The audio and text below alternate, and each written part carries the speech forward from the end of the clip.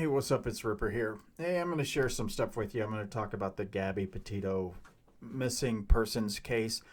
I'm not diving into it, but I have paid attention to it, but I'm not spending a bunch of time, researching it. Between Highland Community College and the Don Lewis case, I have my hands full.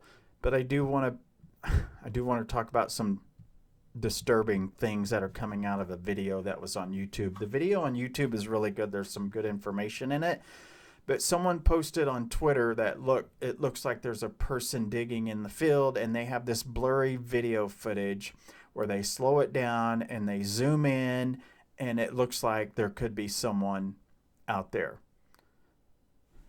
Now, the video was shot, and I'll show part of the video. It's posted on a YouTube channel. I'll put the link in the description below. But the video is in 1080 HD. You can see everything clearly in the video. You can pause it, you can screenshot it, you can zoom in on these things, and you can clearly see what's out there. Now, I want you to look at some of the responses to this video on Twitter. Now, most people are, no, that's not what it is. Someone says, this is weird. I don't know about digging, but it looks out of the ordinary. And then someone says, sure does. Has anyone sent this to the FBI? Wow. Now, I can tell you from firsthand experience from running the Don Lewis tip line, you get tons of calls. Anything and everything, people will just start calling. And it wastes so much time. If you don't have firsthand information and you're calling a tip line to give theories, most of the time it's a waste of time. Tip lines need first-hand information, or, hey, there's a video on YouTube that has the van. But for this person to make a blurry video and so that it looks like a person out there digging, it's going to waste so much time and resources because people are going to call, they're going to email, and these people that are running these lines are going to have to take the calls. They're going to have to read the emails. This is the original video off the Red, White, and Bethune channel. This is from August 27th. This is in 1080 HD. You can see it's a clear video. I'm going to put an arrow up on the screen where right over here on the left is where this thing pops in.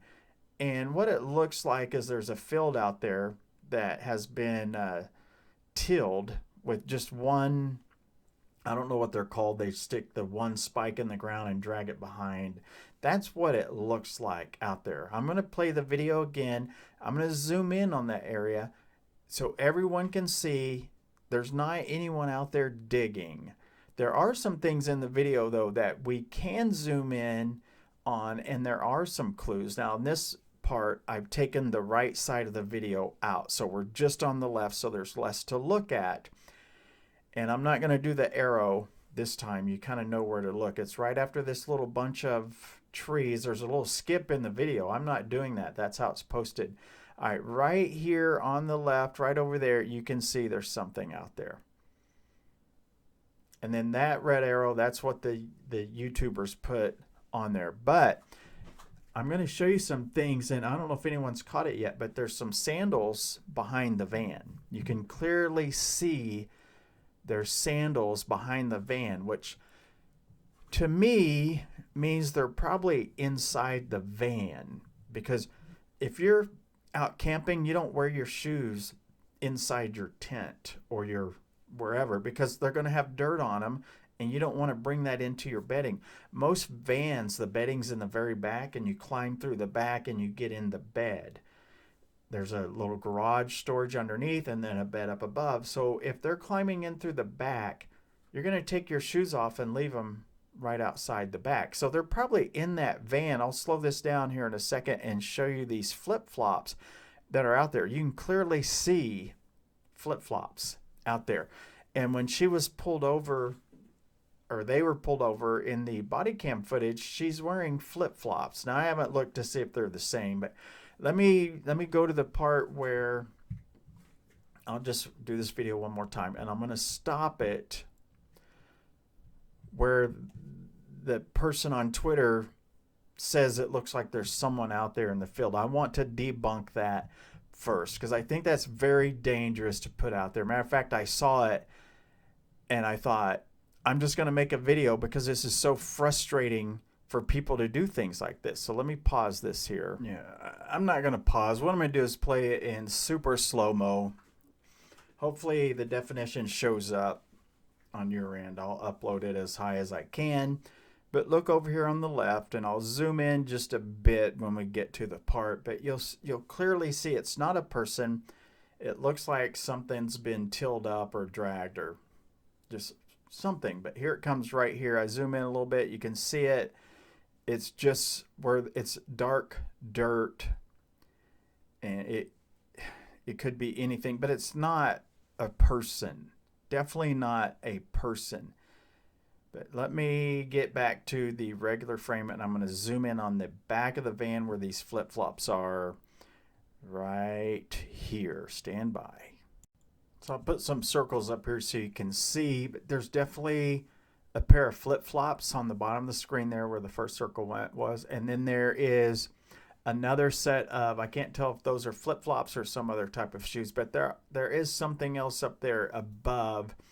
And that would make sense because you are going to leave your shoes outside when you're camping, or if you're climbing into the back of your van and your bed is in the very back. You don't want to bring in your dirty shoes into the bed. So, you know, that makes total sense. That doesn't mean anything happened there. It just means that they're probably inside the van. And you can actually see, I'll play this back again. You can see it a little bit clearer when it's a full video. You can see the shoes there. There you see them right there, back and to the left. Once again, back and to the left. I know some of you are going to know what I'm referencing there. I couldn't help it. All right, I do want to show you something that I did find interesting when I watched this video is over on the right. And I'll play it a couple of times. I thought I saw someone standing behind a tree over there. It looked like I could see a white shirt and someone hiding behind the tree.